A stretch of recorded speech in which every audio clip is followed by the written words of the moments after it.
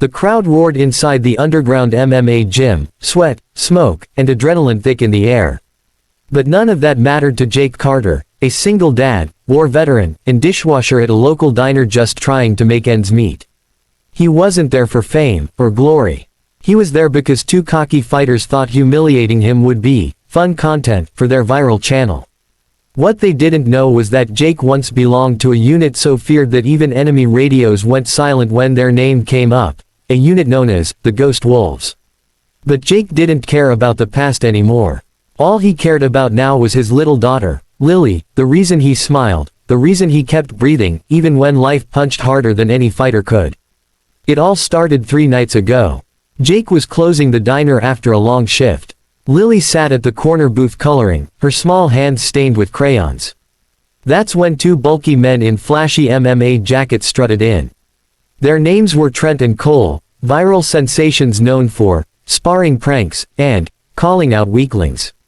They ordered burgers, tossed money on the counter, and started mocking Jake's limp. "Yo, old man," Trent smirked, "what happened to your leg? Too much sitting in your recliner." Jake smiled politely. "No, son, Afghanistan." That shut them up for a second, but then Cole laughed. "Oh, a tough guy, huh? Bet you think you could last 10 seconds with me in the cage." Jake shook his head. "No, son, I'm done fighting." That answer, calm, humble, was exactly what triggered them. They didn't hear peace. They heard weakness. The next night, as Jake walked Lily home from school, he noticed a flyer stapled to a streetlight. "Veteran dishwasher to fight 2 MMA pros, $10,000 reward." His face was plastered on it. He froze. His stomach dropped. They had dragged his name into the mud for views. His phone buzzed with messages, even coworkers had seen it. When he went to confront them, cameras were already rolling. "There he is," Trent shouted, loud enough for the crowd. "The war hero who's afraid to step in the ring." Jake's voice was calm. "You made a mistake dragging my daughter into this." Cole laughed. "Then prove it, old man. Step in the cage. $10,000 if you last 2 minutes. Do it for your little girl." He looked at Lily's face. The fear in her eyes cut deeper than any wound he'd ever taken.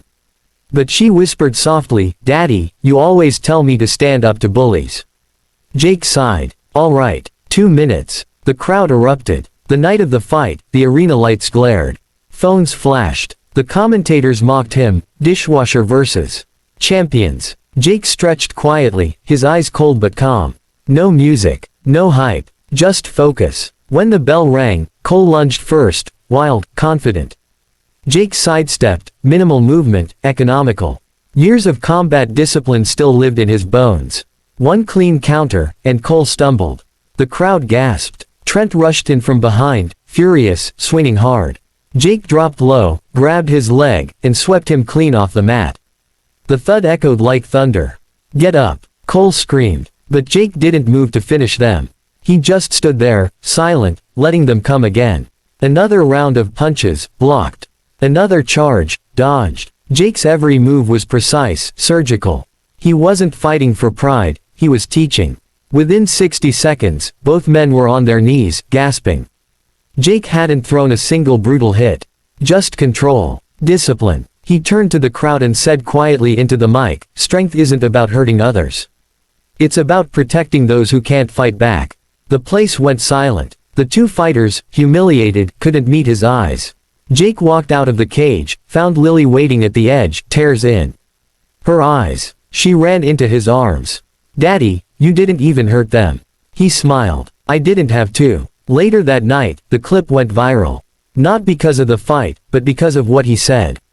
Millions watched as this humble veteran taught the world what real strength looks like. Sponsors reached out. MMA gyms invited him to train new recruits in discipline and respect. But Jake didn't care about fame.